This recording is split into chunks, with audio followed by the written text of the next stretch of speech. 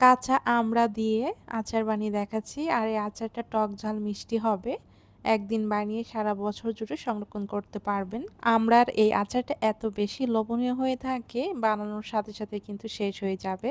তো এখানে আমি প্রায় হাফ কেজির মতো ছোট সাইজের আমড়া নিয়েছি। আর এগুলো কিন্তু খুব বেশি একটা মানে ভিতরে আঁশও হয়নি। খোসা ফেলে ধুয়ে নিয়েছি। এখন আমি একটা পাতিলে নিয়ে নিচ্ছি। সাথে দিয়ে দিচ্ছি পৌনে ১ কাপ পরিমাণ চিনি। মিষ্টিটা আপনারা টেস্ট অনুযায়ী দিয়ে দিবেন, আমড়ার টক বুঝে।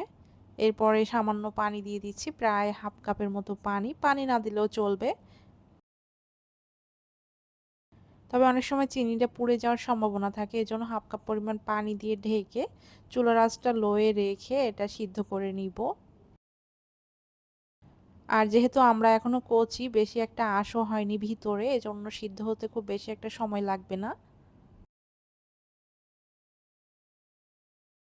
নেড়ে চেড়ে এটা বেশ ভালো মতো সিদ্ধ করে নিতে হবে। আর এখানে কিন্তু আমি কোনো প্রকার মশলা বা লবণ ব্যবহার করিনি, এগুলো আমি পরে দিয়ে দিব। তো আমরা অলরেডি সিদ্ধ হয়ে গেছে, এখন আমি নামিয়ে এক সাইডে রেখে দিব। ফ্রাই প্যানে ১ টেবিল চামচ পাঁচফোড়ন দিয়ে দিচ্ছি। এখন চুলা রাসটা লোতে রেখে এটা ভেজে নিব। হালকা একটু ভেজে নিচ্ছি, খুব সুন্দর একটা স্মেলও কিন্তু বের হবে। এরপরে এটা গুঁড়ো করে নিব, মানে আদা ভাঙা করে। এর মাঝে ফ্রাই প্যানে হাফ কাপ পরিমাণ সরিষার তেল দিয়েছি। ২-৩টা শুকনা মরিচ আমি এভাবে করে কেটে দিচ্ছি। আর একটা বড় সাইজের রসুন আমি খোসা ছাড়িয়ে দিয়ে দিয়েছি। একটা তেজপাতার অর্ধেকটা আমি এভাবে কুচি করে কেটে দিচ্ছি। ১ টুকরা দারচিনি দিয়েছি। ১ টেবিল চামচ পরিমাণে সাদা এবং কালো সরিষা বেটে নিয়েছি, সেটা দিয়ে দিচ্ছি। সামান্য পানি দিয়ে বেটে নিলে হয়ে যাবে।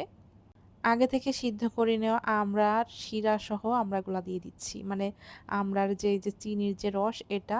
তো সবগুলো দিয়ে এখন লবণ দিচ্ছি, একটু মরিচের গুঁড়া, একটু জিরার গুঁড়া, একটু হলুদের গুঁড়ো। হলুদের গুঁড়োটা দিলে কিন্তু কালারটা অনেক সুন্দর আসবে। আর আগে থেকে যে মসলাটা আমরা ভেজে রেখেছিলাম সেটা দিয়ে দিব। ভাজা মসলাটা লাস্টের দিকে দেওয়ার চেষ্টা করবেন, এতে করে কিন্তু পাঁচফোড়নের যে একটা ফ্লেভার সেটা কিন্তু বজায় থাকবে। বেশ কিছুক্ষণ এটা আমি রান্না করে নিয়েছি, মানে রসুনটা সিদ্ধ হয়ে যাওয়া পর্যন্ত। অনেক দিন সংরক্ষণ করতে চাইলে এখানে একটু সাদা সিরকা বা হোয়াইট ভিনেগার দিয়ে দিবেন। আমি এখানে ১ চা চামচ পরিমাণে দিয়েছি। আমড়ার পরিমাণ বুঝেই হোয়াইট ভিনেগার ব্যবহার করতে হবে। আমড়ার আচার কিন্তু অলরেডি হয়ে গেছে, আর এটা ঠান্ডা করে নিতে হবে। ঠান্ডা হওয়ার পরে এয়ারটাইট বয়ামে রাখতে হবে। আমড়ার আচার বা যেকোনো আচার সংরক্ষণ করতে অবশ্যই কাঁচের জার ব্যবহার করবেন, এতে করে আচারগুলো অনেক দিন ভালো থাকবে। আর এই আচারটা সারা বছর জুড়ে যদি সংরক্ষণ করতে চান, সেক্ষেত্রে নর্মাল ফ্রিজে রেখে দিবেন। রোদে দেওয়ার কোনো ঝামেলাও থাকবে না। এই আচারটা কিন্তু অনেক বেশি টেস্টি হয়ে থাকে। ভালো লাগলে শেয়ার করে দিবেন। আল্লাহ হাফেজ।